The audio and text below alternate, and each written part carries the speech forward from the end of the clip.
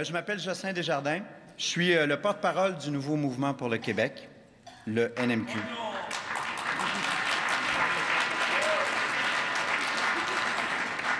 On nous dira que le rêve doit céder le pas au pragmatisme. On nous dira que l'histoire, notre histoire, n'a plus de commune mesure avec le présent. On nous dira de ne pas changer, parce qu'ailleurs c'est pire, que c'est invivable. On nous dira que nous sommes tous et toutes un frein. Mais ce qu'on ne nous dira jamais, c'est que le changement y dérange. Il dérange surtout ceux qui en comprennent les raisons et la justification. Il fut un temps où l'impossible se heurtait au possible, où la frontière entre ici, maintenant et demain était dissoute par le souffle d'hommes et de femmes portés par le changement. Ce temps-là, nous en sommes les héritiers, puis on en est aussi les dépositaires. Entre l'impossible et le possible existe un dialogue, et non une fatalité. Entre l'impossible et le possible, l'homme est saisi tout entier de sa condition, la possibilité d'être, mais surtout l'impératif de devenir. Partout, l'apathie, la parole unique se rencontrent pour nous déposséder de ce droit à exiger mieux.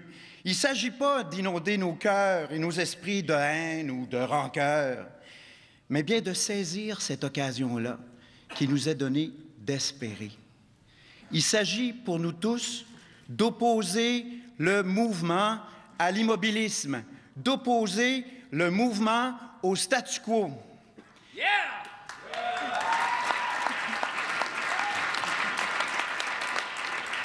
Il y a eu, au cours de l'histoire, il y a eu des hommes, il y a eu des femmes habités par ce mouvement-là. Un mouvement ouvrier, un mouvement populaire, un mouvement féministe, un mouvement étudiant, un mouvement pour la liberté.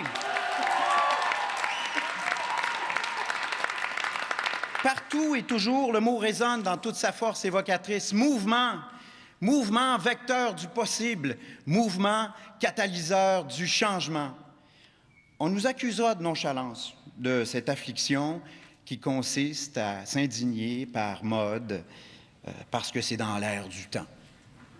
On va nous accuser d'être des enfants rois, au sommet d'idéaux recyclés, au sommet d'idéaux sans conséquences. Pourtant, la verve qui nous anime tous, nous tous, ici, aujourd'hui, au Monument national, n'est rien d'autre que cette tradition de partage, rien d'autre que cette tradition de démocratie qui est ancrée non seulement dans nos cœurs, mais dans la filiation avec un passé au fondement d'une république. Vous n'êtes pas des héros, vous n'êtes pas des icônes, vous êtes la richesse qui va faire de notre temps une ère de changement. Une ère qui ébranle. Nous briserons les impasses, nous bousculerons l'inertie, nous incarnerons ce mouvement-là. Mais avant le premier pas, on a le devoir de rallumer l'espoir. On a le devoir de se retrouver tous au cœur d'une seule étreinte, au cœur, à l'aube d'une seule amitié. On doit rallumer cette force sans nom qui a déjà nourri tant de combats avant nous et surtout qui a couronné de victoires même les rêves les plus fous. Des rêves qui sont empreints d'humanité et de complicité, où tous et chacun s'y retrouvent enfin comme un long retour chez soi. Il faut rallumer la capacité d'émerveillement, parce que sans le rêve, sans sa candeur inhérente, nous sommes réduits à la stérilité d'un quotidien anonyme. Qui d'entre nous veut rester anonyme?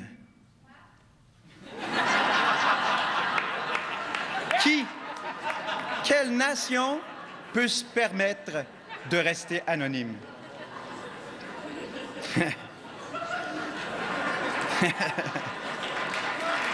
Et vous, là, vous,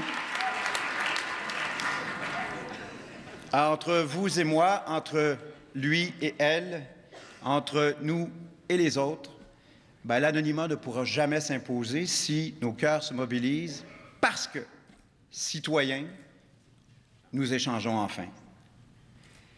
Des exemples d'une communion semblable, ils ne sont pas rares. Ils jalonnent l'histoire, tels des repères constants, mais essentiels. De 1789 à 1989, il n'y a dans les faits aucune distance. Ce sont deux moments où la possibilité d'être s'est conjuguée à l'impératif de devenir. Deux moments où la force d'une idée a su enflammer même les cœurs les plus hésitants. Entre nous, faisons tomber les distances.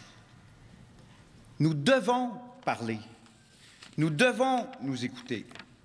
Nous devons retrouver cet esprit de société, retrouver la trame d'espoir tissée par tant de peuples épris de liberté, tissée par tant de générations avant nous, et la transmettre à tous ceux et celles qui ont perdu la voie, ceux et celles qui n'imaginent plus ou qui n'imaginent pas encore le meilleur des mondes, celui qui s'éloigne chaque fois qu'un peuple perd la conscience de ce qu'il est, chaque fois qu'un peuple perd la conscience de ce qu'il incarne.